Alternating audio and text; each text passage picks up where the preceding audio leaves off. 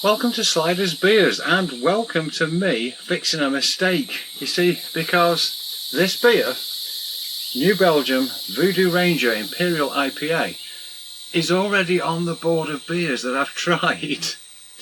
And what I did was basically I deleted the footage from the camera, so completely my fault. And unfortunately, although I mean fortunately, I get to try it again.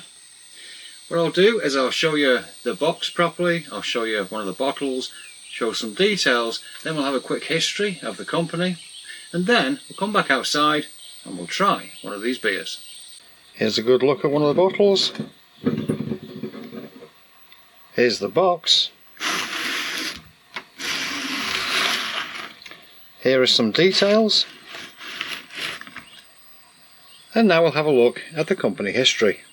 The New Belgium Brewing Company was founded in 1991 by Kim Jordan and Jeff LeBeche in Fort Collins, Colorado. The brewery itself features brightly coloured vintage bicycles outside because, while researching beer recipes in Belgium, a co-founder would ride from brewery to brewery, a far safer idea than driving. The company expanded with a second brewery in Asheville, North Carolina in 2014, which is able to produce 500,000 barrels of beer per year.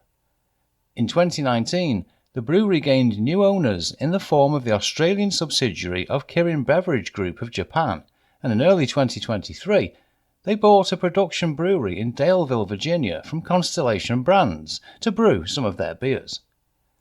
An interesting fact is that most of New Belgium's beer labels were initially designed by Anne Fitch, a watercolour painter whose work appeared on all New Belgium beers for 19 years. Now, let's go back outside and try the beer. Welcome back outside. Now, the glass of choice for today, well, while they're called New Belgium, I thought I'd have a Belgian glass, and this is from the Superior Bathhouse Brewery in Arkansas. Right, to open this, we're going to need a bottle opener. I'll show you the pour. Of course, I don't have to keep this bottle cap, do I? Anyway, right. I'll show this close to the camera once I have poured it.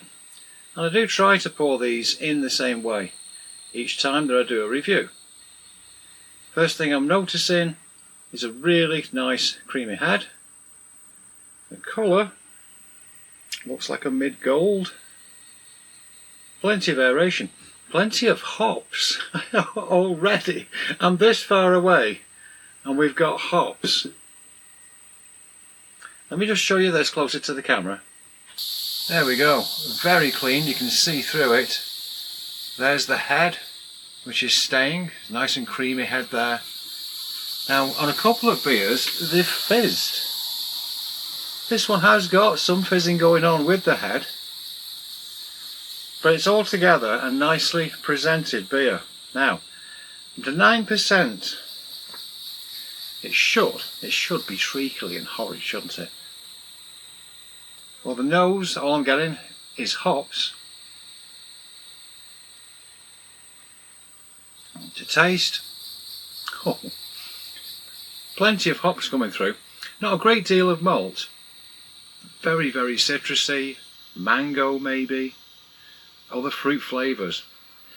Doesn't drink 9%. You can actually feel it. You can feel that it is 9%. But somebody'd have to tell you, because otherwise you'd think it was a regular IPA. I think somewhere, you know, quite a good ABV, say around 6.5 to 7, but not 9. So yeah, do watch yourself if you have a couple of these. The citrus is all over this thing.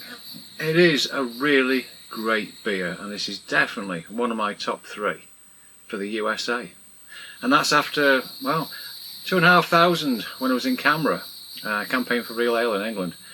And I came over here, tried a few beers, and this Imperial IPA is definitely one of the best ones that I've tried in the past 20 years of living over here. Thoroughly recommended. I did make a mistake, so I won't be putting the bottle cap on the board, but I will show this closer, and this will show you which ones I have reviewed so far and roughly when. Hopefully you can see those. There we go, so that's the one so far. So yeah, I would say this is a 10 out of 10. Do enjoy it if you buy it, it's well worth trying. See you next time. Cheers.